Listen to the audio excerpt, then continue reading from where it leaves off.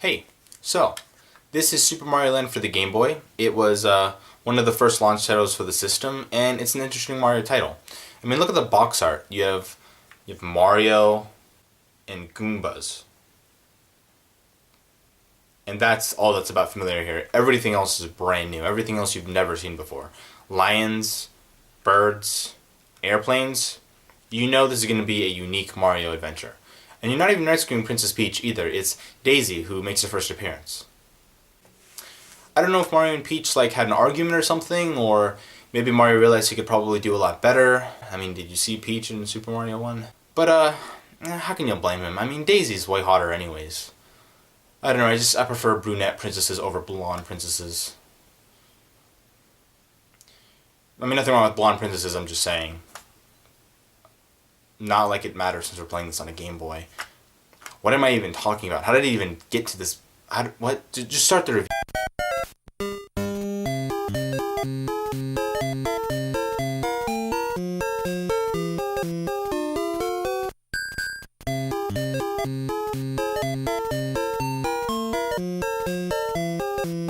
Super Mario Land was made after Super Mario Bros. 1, 2, and 3, and it models itself more after 1 than any of the others.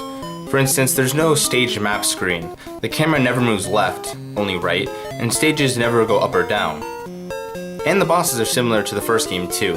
For instance, in Super Mario 3 you can beat bosses by hitting them over the head, but in Super Mario 1 you had to jump over or under Bowser. You could also burn Bowser. That's how the bosses are modeled in Super Mario Land, where you have to run past the boss to beat him. And I actually don't mind this. I wish they didn't so quickly move on from this way of doing bosses in 3. Not to mention the bosses in Super Mario Bros. 1 and 2 in Japan didn't have any variety. This boss concept could have been expanded way more than it was. So I like that they did that for Super Mario Land, but it would be cool if they brought it back in some form or fashion today. Some of the most exciting parts about Super Mario 1 was where you nearly shit your pants trying to run past Bowser. But although compared to Super Mario Bros., one thing that is drastically different is the controls. And I'd love to explain it to you, but let's just say my video game reviewing skills are not at that level yet. I need more EXP. But you know what? I don't think I need words to explain these controls. I just have to show some footage.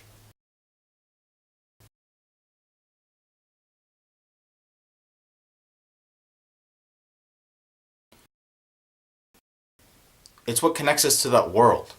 It's what allows us to experience that world. And for a game with the Super Mario brand, a brand known to have good controls, release a game with mediocre to awkward controls is like if Leonardo da Vinci's new artwork used macaroni. The medium that which connects us to the world is a little broken. Now, seeing what other people's opinions on the game's controls are, it seems like most people agree that the controls are awkward but manageable.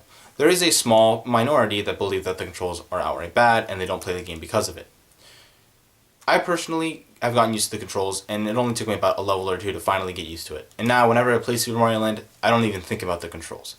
However, when I did first start playing, I was a little like, wow, these controls suck. But I got used to them. So the controls are awkward but manageable.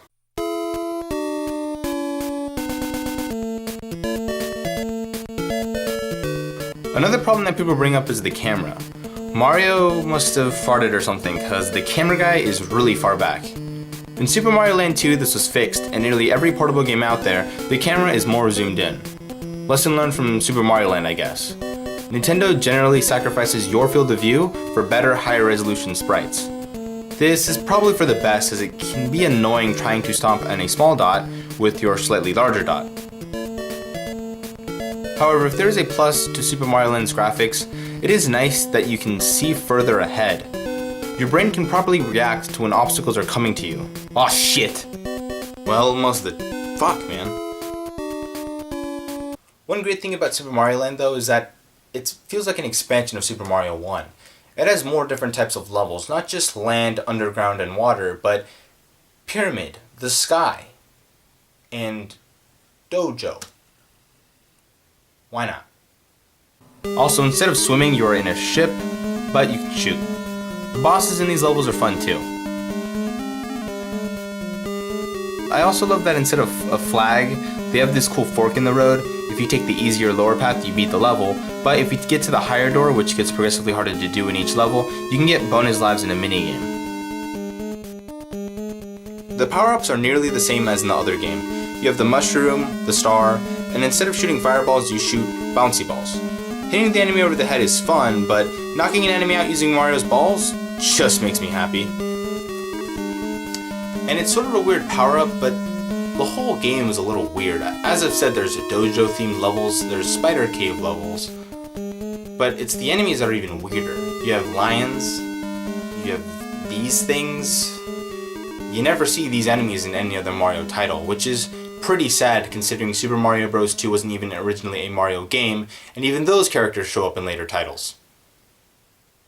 One reason why this game is slightly different is that it was the first game that Shigeru Miyamoto wasn't a part of. Instead, Gunpei Yokoi, the creator of the Game Boy, was the man in charge of developing this game. He helped produce games like Donkey Kong Jr., Mario Bros., and Metroid. And let's not forget the composer Hirokazu Tanaka, who composed everything from Radar Scope and Duck Hunt to Metroid, Kid Icarus, and the Mother series. And Super Mario Land is some of his best work. Now I enjoy all the songs in this game. I think as one of the first games released on the Game Boy, it's one of the best soundtracks on the system. But you know what, I'll let you be the judge for it. Check out the complete OST I uploaded in the description, or look at the next video on my channel. Oh, and speaking of sound, there's this sound effect. Killing bosses who make this sound effect is like 20 times more fun. Sounds like a dying seagull.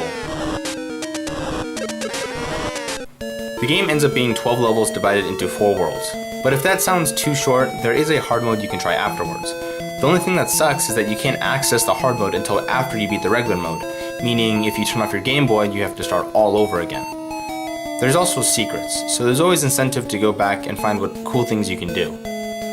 So there you have it. Super Mario Land is not a masterpiece, and with its flaws, it's far from what a Mario title should be.